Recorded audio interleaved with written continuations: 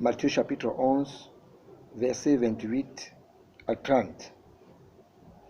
Je lis. Venez à moi, vous tous qui êtes fatigués et chargés, et je vous donnerai du repos.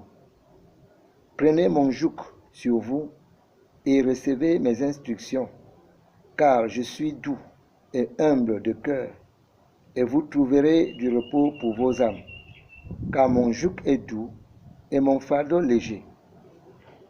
Déjà à ce niveau, je vais repartir, scinder le texte-ci en 3 parties.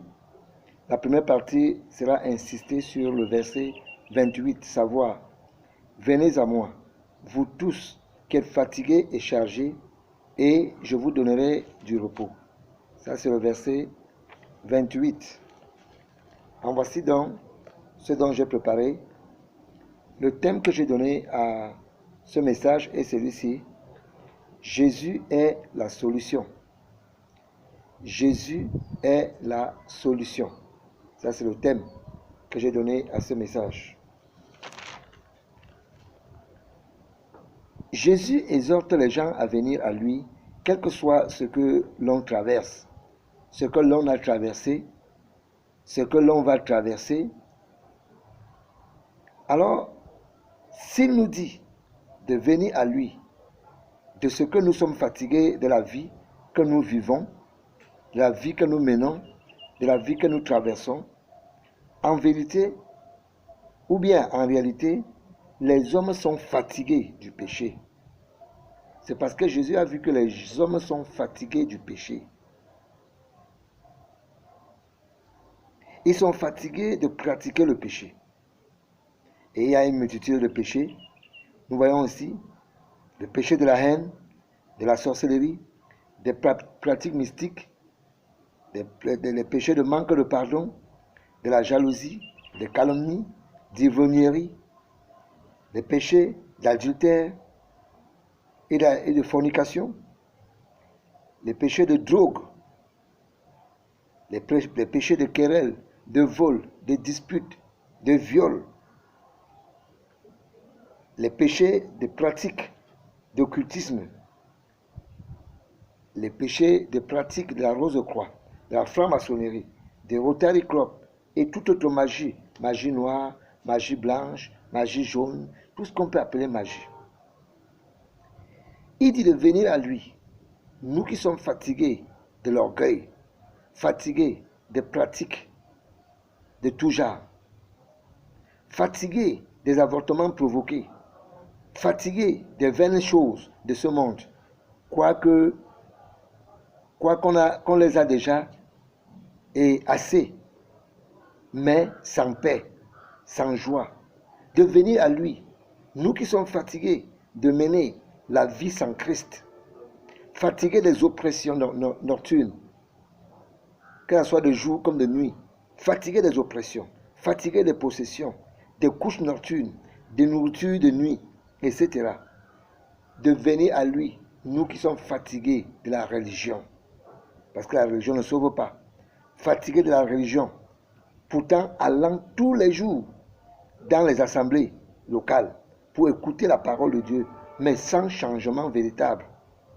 De venir à lui, nous qui sommes fatigués des pratiques, fatigués des coutumes et des traditions malsaines, nous qui sommes fatigués des traditions de nos pères et qui ne changent en rien nos souffrances, nous qui sommes fatigués d'aller verser de l'huile sur les crânes, d'aller nourrir nos aïeux,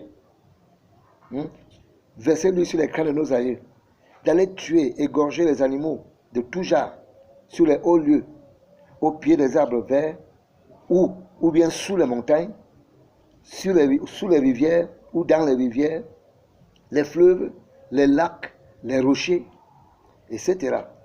Nous qui sommes fatigués de manque de paix et de joie, de liberté et d'amour, pourtant, l'on a presque tout, selon les hommes. Bref, de venir à lui, nous qui sommes fatigués de vivre sous l'emprise du diable et de ses démons, c'est-à-dire les mauvais esprits. Oui, ces choses nous fatiguent, ces choses pèsent sur nous.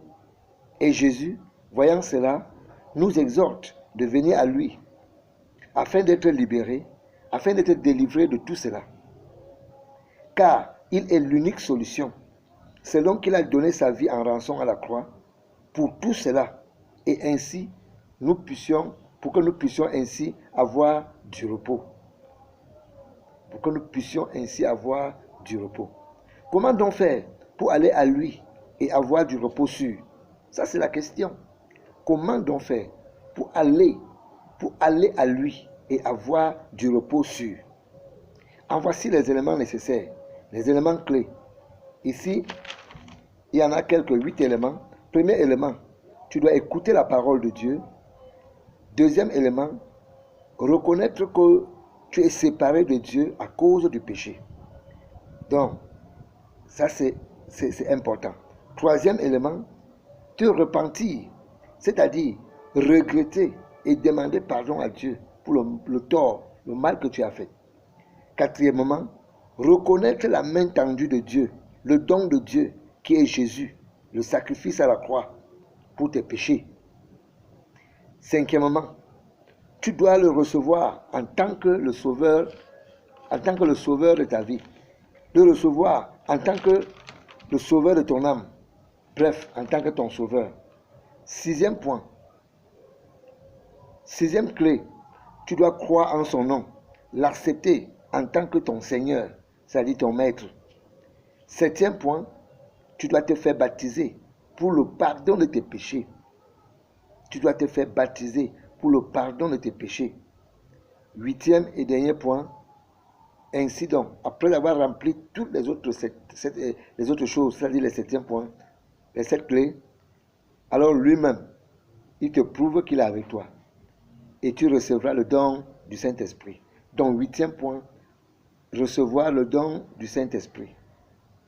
Ainsi, tu auras le repos par lui.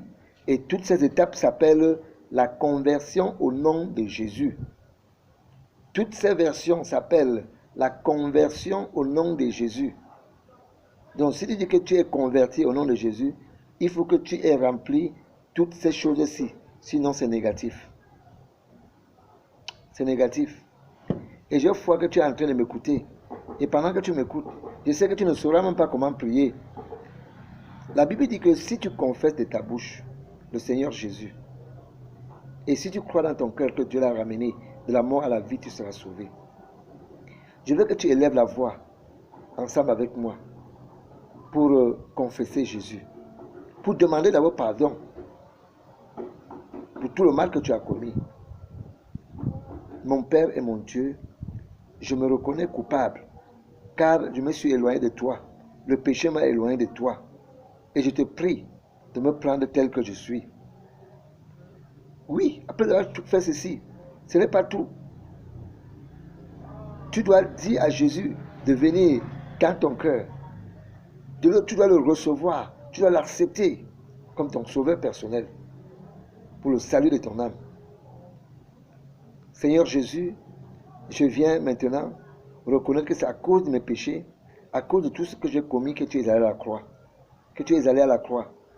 Je te reçois maintenant dans mon cœur, dans ma vie, comme mon seul sauveur. Et après l'avoir reçu, ce n'est pas tout.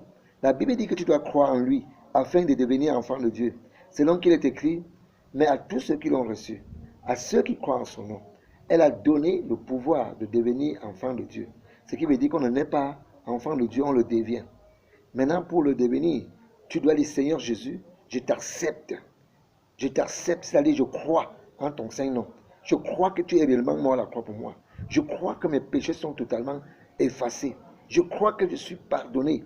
Et maintenant, j'ai totale confiance en toi. Merci d'être mon Seigneur. Parce que le recevoir veut dire qu'il est devenu, l'accepter et croire en son nom veut dire qu'il est devenu ton Seigneur. Et comme tu crois en lui, tu dois faire ce qu'il te demande. Parce qu'il est ton Seigneur. L'élève ne discute pas avec son maître. C'est au maître de montrer le chemin à l'élève. Donc, comme tu es l'élève de Jésus, comme tu es son disciple, prends-le comme ton Seigneur. Prends-le comme ton Seigneur. Et pendant que tu le prends comme ton Seigneur, alors tu marcheras comme il demande. Et ainsi, tu seras totalement converti et tu iras au paradis le rencontrer. Que le Seigneur te bénisse au nom de Jésus. C'est la première partie.